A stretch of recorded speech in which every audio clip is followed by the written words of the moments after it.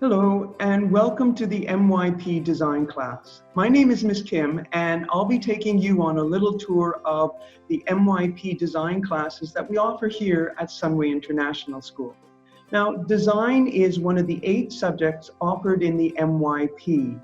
The idea behind design is to help students learn how to design pretty much anything, whether it's their English essays, their science experiments, or a math project. Design helps them understand the whole process.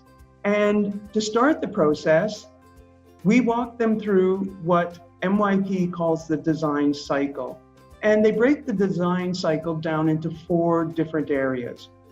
The first area is inquiring and analyzing. Here, students begin to look into different problems and begin to think about solutions for those problems. So as they are thinking about this, they are beginning to identify and prioritize their research, analyze different products that might be out there in the same area. Then they can explain and justify the need for the solution in comparison to what is out there and offered. From all of this, they develop a design brief that helps let them and anyone else know what it is they want to do.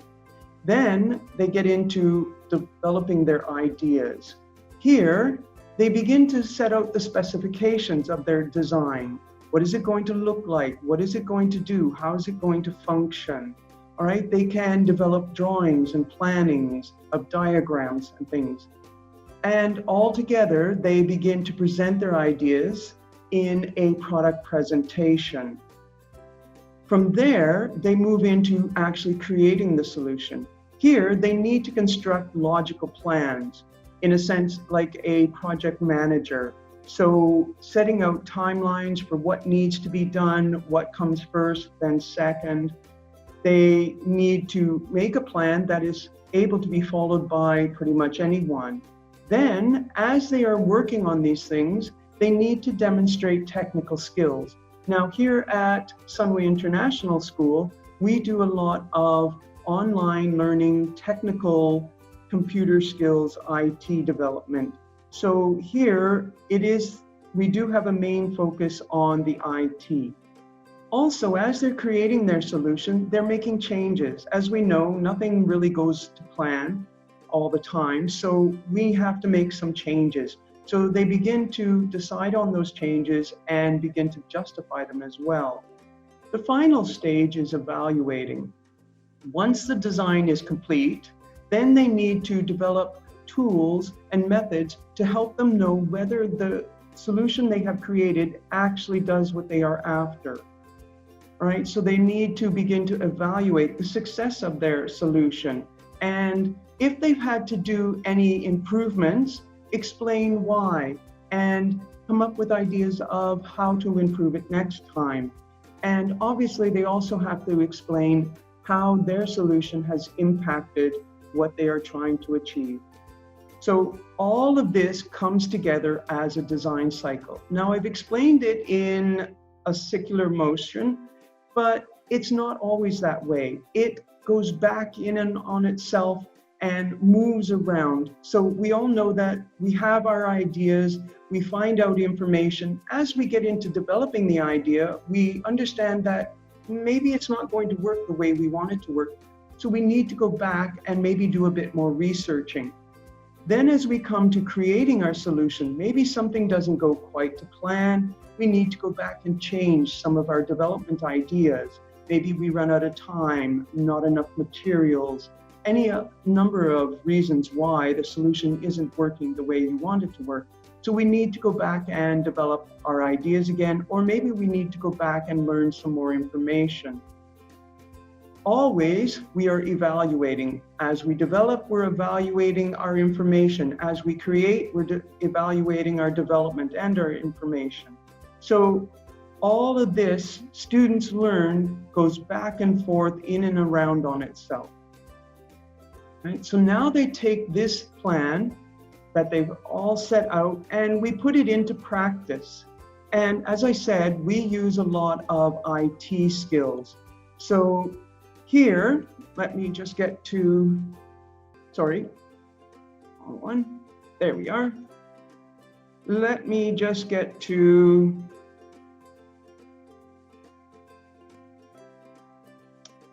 Sorry, here I am. There we go. All right, just making sure that you have the screen available. All right, so for this one project that students were doing, they had to design a computer game that helped other students learn what was digital citizenship. So they did their research and they found that a lot of students liked fast-paced games, games they could interact with, shooting games, and games where they were able to control what was going on. So from that, we started in learning how to use Scratch, which is a computer programming game, program from MIT and Harvard in the United States. And here we start working with the different types of codes. And the students learned that to start off with, let's say I have my little sprite here, and I need this sprite to do something. Well, I've got some of the programming blocks here, but in order to start the whole thing, we need to have an event. And that event is when the green flag is clicked. So they click on this and the whole thing starts. But obviously there's nothing hooked up to this. Well, the first thing we learn is we have to have a game speed. This tells us how fast things are going to move. Now, next, if I want something to be happening, I need to have it happening again and again and again in a game. So whatever I'm going to program, I need to ask it to be forever, right? Then comes some interesting programming within the computer, and that is the if-then. When I do something in a game, if I do that something, then something else will happen. So for this one, we want to control the movement of the little arrow. So if I press something, then something will happen. So we learn that if I press the right arrow key, then the right or the arrow key will turn to the right at a game speed of 2. So I put this in here. Once I click the green flag, if I press the right arrow key, I see it moves to the right. Now we can do the same if I want to move to the left. So if I press the left arrow key, then it moves to the left. And if I want to move my little arrow, if I press the up key, then it will move. I put all of this into the forever, and it allows my little arrow here to move once I click the green flag. So now I can control my little arrow. We have this piece of programming as well. Once the game starts again, obviously you want it to reset. Well, currently it's not resetting. You can see every time I stop and then press, the green arrow stays where it last was. So this is something interesting for the students because we're used to games resetting and we're not used to thinking I have to reset. So here is the reset. So as soon as I click the green arrow, it goes back to its start position. All right, so how have students taken that and used it? Sorry, let me get to one of the students' projects. All right, so here is a game that the students had made. It's for the older students, so they knew that they could use a lot more language in it. So we have, when the green flag is clicked, they've preset it to go back to a certain background. The end background is this one here, and they know they wanted to start in a different one, so they understood they needed to go to a different background, start the sounds, hide, move, say something.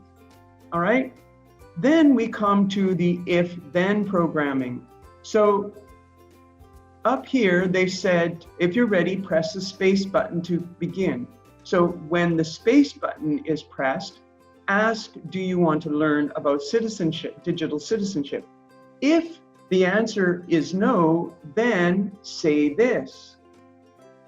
If the answer is no, then else.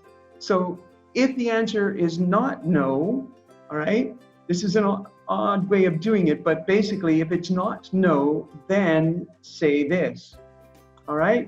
And it goes throughout the whole programming. Once that is done, then we do this, then all of this. Now you'll notice forever isn't in here, and that's because there are a variety of choices, right?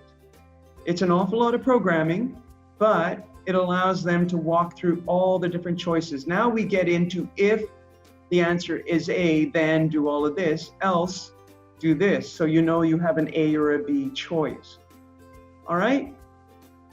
So this is how students have used the programming to create their solution, which was to teach students about digital citizenship. Now, in order to assess the work, to know whether they are successful or not, they have created a survey and have set out parameters. If students can complete games in a certain amount of time or achieve a certain score, then they know whether they have achieved their requirements or not. All right, so let's just have a little look at how this plays out.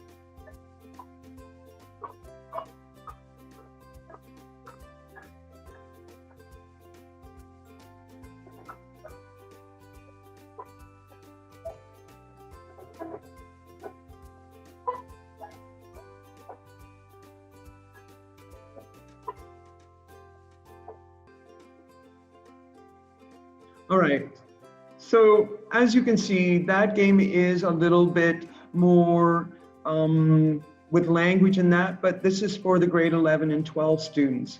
The other games are a little more fast-paced for the younger students. All right, well, that's it for today. I hope you have learned a little bit about what we do here at Sunway International School with our design classes. And if you have any more questions or inquiries, please contact us. And I look forward to seeing you in the new year. Thank you.